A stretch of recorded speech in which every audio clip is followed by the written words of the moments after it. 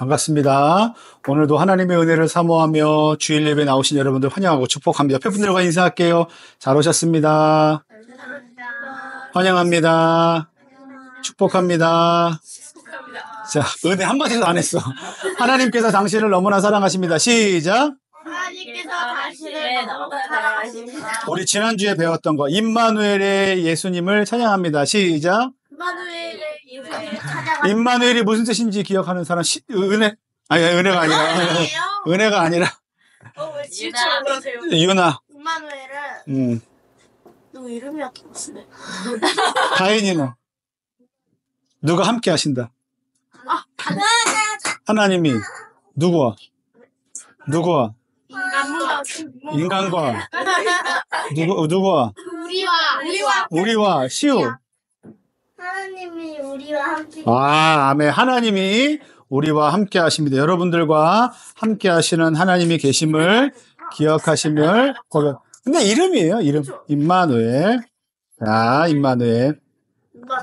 자, 벌써 2024년 마지막 주 이제 다 끝나가고 있습니다. 올해를 돌아보면 조금 전에 봤던 영상처럼 우리는 크게 관심을 갖지 않았지만 경제적으로 또 정치적으로 개인적으로 매우 힘든 일이 많은 시기였음을 우리가 좀 돌아보게 됩니다.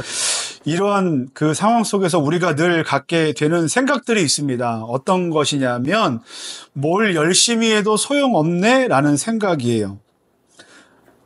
무엇인가를 열심히 하고 무엇인가를 애쓰고 수고했지만 우리에게 주어지는 결과들은 우리가 생각했던 것과 다르게 우리가 노력했던 것과 다르게 흘러가는 경우들이 굉장히 많습니다. 전도서 1장에서 이 전도서 기자는 뭐라고 얘기하냐면 헛되고 헛되며 헛되고 헛되니 모든 것이 헛되도다 라고 말합니다. 제가 여러분들과 함께 전도서 성경을 크리스마스 시즌부터 연말까지 함께 읽읍시다 라고 얘기하면서 좀 걱정되는 마음이 있었어요. 왜 걱정되냐면 우리 교인 대부분이 초등학생들이고 어른인 저에게도 어른인 그 누구에게도 전도서 말씀은 읽기 쉽지 않은 말씀인데 우리 초등학생 친구들과 전도서 말씀을 읽는 것이 과연 합당할까 뭐 이런 생각도 들고 또 하나 드는 마음은 어떤 생각이냐면 예수 믿으면 병이 낫습니다. 예수님 믿으면 영원한 생명을 얻습니다. 라는 소망과 희망에 대한 메시지보다 전도서 말씀은 그렇게 살아봤더니 아무런 의미가 없더라.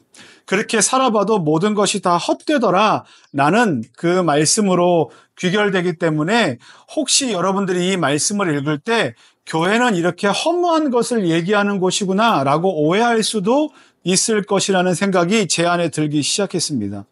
근데 전도서 말씀을 읽으면 읽을수록 이 말씀이 우리 가운데 있는 진리다라는 생각을 갖습니다. 어떤 것이 진리냐 하면 우리 인생이 많은 것을 가지고 많은 것을 누리고 많은 것을 하고 많은 것을 할 수 있다라고 살아가면서 결국 맞닥뜨리는 것은 과연 내가 원하는 대로 이 세상이 움직여지고 있는가?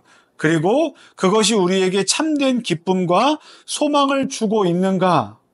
우리의 현실을 보면 그렇지 않습니까? 라는 생각이 우리 가운데 드는 거예요. 근데 전도서 말씀에선 이렇게 얘기하고 있어요. 우리가 아무리 노력해도 세상은 크게 변하지 않고 결국 모든 것은 반복될 뿐이다 라고 얘기합니다. 우리가 트렌드 있는 것을 많이 사 먹고 많이 입고 하지만 여러분들 지난번에 유행했던 것들 기억나는 것들 있어요? 탕후루 짧게 지나갔죠. 그 다음에 탕후루 다음에 마라탕은 조금 오래 남아있네요. 그래도 그 다음에 요아정, 두바이 초콜릿, 그 다음에 이제는 스웨덴 젤리가 나왔어요. 그리고 그것을 준비해둬도 조금 있으면 또 다른 것으로 우리의 유행은 대체되게 될 거예요. 그러니까 지금 우리가 갖고 있는 많은 유행들은 어쩌면 이전부터 있었던 우리의 욕구 심리의 반복일 뿐이라는 거예요. 뉴 패션이라고 말하지만 사실 올드 패션의 반복입니다. 해는 뜨고 다시 지고요. 바람과 강물도 끊임없이 흐르지만 결국 달라지는 것은 하나도 없습니다.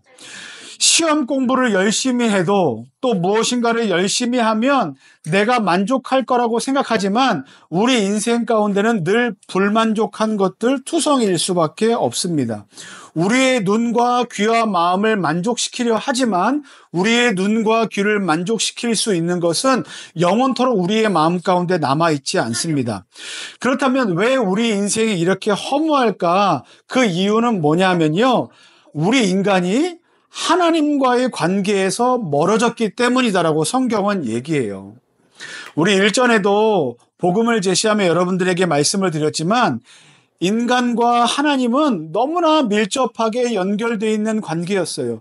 그리고 아주 친밀한 관계였습니다. 그런데 인간의 죄가 하나님과 우리 사이에 틈을 만들어 놓았고 그것이 우리가 노력해도 극복할 수 없고 만들어낼 수 없는 영원한 기쁨의 부재, 영원한 행복함의 부재, 만족함의 부재를 만들어냈습니다. 근데 이 허무함은요, 지금만의 문제가 아니고요, 여러분들의 부모님, 여러분들의 부모님의 부모님, 여러분들의 부모님의 부모님 이전에 살던 많은 사람들의 마음 가운데도 똑같은 문제들이었다는 거예요. 시대와 환경은 많이 달라졌지만 우리 인간이 갖고 있었던 본질적인 갈등이나 외로움이나 어려움들은 변한 것이 하나도 없습니다. 그래서 전도서 말씀은 우리에게 이렇게 얘기하는 겁니다. 모든 것이 헛되다. 그런데 전도서 말씀을 전달한 그 기자의 말이 여기서 끝나지 않는다라는 거예요.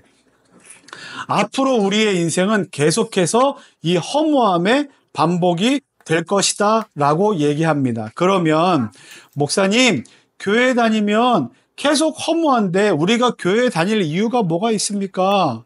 그리고 결국 허무할 것이면 지금 우리의 인생을 그렇게 즐기다가 그렇게 사는 게 맞는 것 아닙니까? 라고 질문할 수 있어요. 그런데 성경이 우리에게 주는 이 허무함에 대한 이야기를 통해서 우리에게는 소망이 없는 이 인생을 통해서 우리에게 해주시고 싶은 이야기가 뭔지 아십니까? 비록 우리의 인생은 허무함의 반복이지만 우리는 무엇인가를 해도 기쁘기 위해서, 행복하기 위해서, 만족하기 위해서 돈을 쓰고 시간을 들이고 열정을 들이고 무엇을 많이 한다고 해도 허무하다는 이 인생을 살고 있지만 그렇기 때문에 우리 가운데 희망과 소망과 긍휼과 자비와 은혜를 주시기 위해서 이 땅 가운데 소망으로 오신 분 단 한 분이 계시다. 그분이 누군지 아십니까? 바로 임마누엘의 예수님이 계시다라는 것을 이야기하기 위해서 전도서 말씀을 우리에게 계속 얘기하는 거예요. 우리 인생은 그 무엇으로도 이 허무함이 해결되지 않는다. 우리의 인생은 예수님 없이는 절대로 행복할 수 없다. 만족함이 없다. 그렇기 때문에 우리 인생 가운데 유일한 소망, 희망이 되시는 누가 이 땅 가운데 오셨습니까? 예수님이 이 땅 가운데 오신 거예요. 그리고 예수님만이 우리의 유일한 허무의 그 공백을 밥을 먹어도 만족스럽지 않고 맛있는 것을 먹어도 또 좋은 것을 입어도 좋은 재미난 것을 해도 결국은 집에 돌아와서 깊은 밤중에 우리 마음 가운데 허무가 찾아왔을 때 메꿀 수 없는 그 많은 공백들을 유일하게 채워주실 수 있는 분이 누구시다? 예수님밖에 없으시다라는 사실을 우리 가운데 이야기하기 위해서 이 전도서 기자는 우리 인생 가운데 허무함이 계속 반복되고 있습니다. 그때 우리에게 필요한 분이 예수님이십니다. 라고 말씀하고 있는 겁니다. 성경은 우리에게 이렇게 고백합니다. 요한복음 14장 6절 말씀이에요. 같이 한번 읽어볼게요. 시작. 내가 곧 길이요 진리요 생명이니 나로 말미암지 않고서는 아버지께로 올 자가 없느니라. 자, 우리가 허무한 이유는요, 하나님과의 관계가 끊어졌기 때문입니다. 그런데 예수님께서 우리에게 오셔서 거기에 길을 내주셨어요. 길을 내주셔서 예수님이 하신 말씀이 뭐라고 말씀하십니까? 내가 곧 길이다. 내가 곧 진리다. 내가 곧 생명이다. 나로 말미암지 않고는 하나님 아버지께로 갈 수 있는 방법이 없다. 이걸 제가 조금 더 다르게 표현해 볼까요? 나만 길이다.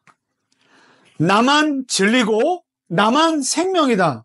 라고 얘기하면 세상 사람들이 교회 다니는 사람들을 보고 뭐라고 말해요? 너네는 너무 독선적이야. 왜 너네만 길이라고 얘기하니?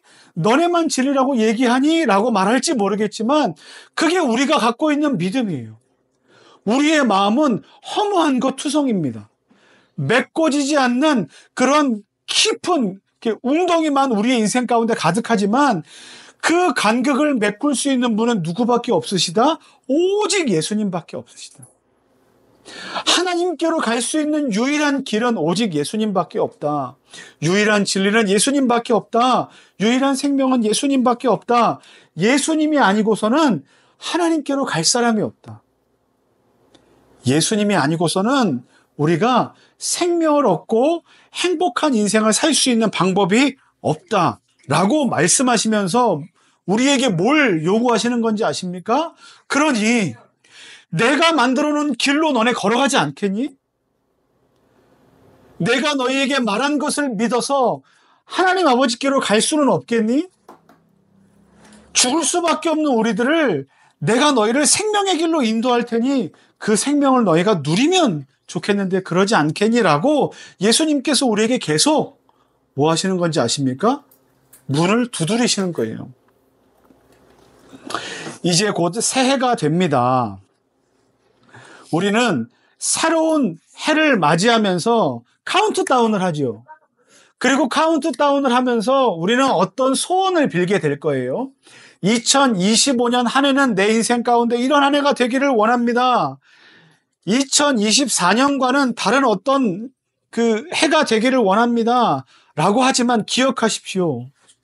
그 어떤 새로운 소망도 그 어떤 새로운 기대도 원래 있었던 것이고 그 있었던 모든 소망들은 늘 허무한 것 뿐이었어요. 그런데 우리가 새로운 소망을 가질 수 있습니다. 우리가 새로운 기대를 가질 수 있어요. 누구를 통해서요? 예수님을 통해서 가질 수 있습니다. 고린도후서 5장 17절 말씀에 그런즉 누구든지 그리스도 안에 있으면 새로운 피조물이라 이전 것은 지나갔으니 보라 새 것이 되었도다. 여러분 피조물은 뭐냐면요. 만들어진 것이에요. 만들어진 것. 하나님이 창조자라면 하나님이 창조주시라면 우리는 하나님에 의해서 만들어졌기 때문에 피조물이에요. 그런데 우리는 그전에는 헌 거였어요. 소망이 없는 거였어요. 이렇게 검은색, 그레이, 별로 이렇게 관심을 두지 않을 그런 시대가 지난 것 같은 그런 헌 피조물이었다고요. 그런데 누구 안에 있으면? 예수님 안에 있으면, 예수님을 믿으면 소망 없는 우리도 어떻게 됩니까? 다시 새로운 피조물이 될 수 있어요. 이 말은요, 소망이 없는 우리가 예수님 안에 있으면 소망이 있다라는 거. 여러분 2025년 소망 없이 지내고 싶으십니까? 소망 있고 싶으십니까? 여러분 2025년은요 어떤 사람에게는요 매우 기대가 가득하지만 어떤 사람들에게는요 또 2024년과 별반 다를 게 없는 그런 기대 없는 한 해로 남을 수도 있어요. 근데 여러분 기억하시기 바랍니다. 2024년이 우리 가운데 소망 없는 것 같은 한 해였을 수 있습니다. 2023년도 그랬을 수 있습니다. 2022년도 그랬을 수 있어요. 하지만 2025년은 다를 겁니다. 누구와 함께라면? 예수님과 함께라면. 예수님과 함께라면 2025년은 다를 수 있어요. 그리고 예수님과 함께라면 여러분의 앞으로의 인생이 달라질 수 있습니다. 여러분, 전도서 기자는 인생을 바라보며 허무함에 대해서 이야기하며 누구를 이야기합니까? 그 존재 대신 우리의 주인 대신 하나님에 대해서 이야기합니다. 여러분, 2024년 한 해를 돌아보면서 혹시 여러분 안에 허무함, 이게 얼마나 여러분들에게 이해가 될지 모르겠지만 허무함, 별 볼 일 없음, 그냥 기대되지 않았던 한 해였을 수 있습니다. 그런데 여러분 거기서 멈추지 마십시오. 2025년은 나에게 별 볼 일 없는 한 해가 될 거야 라고 멈추지 마세요. 하나님과 함께라면, 예수님과 함께라면 2025년은 달라질 수 있습니다. 바라기는 저와 여러분들을 너무나 사랑하시고 우리와 함께 하시면서 진정한 길이 되시고 그리고 진리가 되시고 생명이 되셔서 이전에 있던 우리를, 별 볼 일 없던 우리를 새로운 피조물, 새로운 창조물로 우리를 변화시키실 수 있는 예수님을 믿는 믿음을 가지고 그분 안에서 2025년을 기대하시고 예수님과 함께라면 내가 행복할 수 있다, 내가 즐거울 수 있다, 내가 만족할 수 있다라는 기대를 갖고 살아가게 되시는, 그렇게 2025년을 맞이하시는 저와 여러분들 되시기를 예수님의 이름으로 간절히 축원합니다.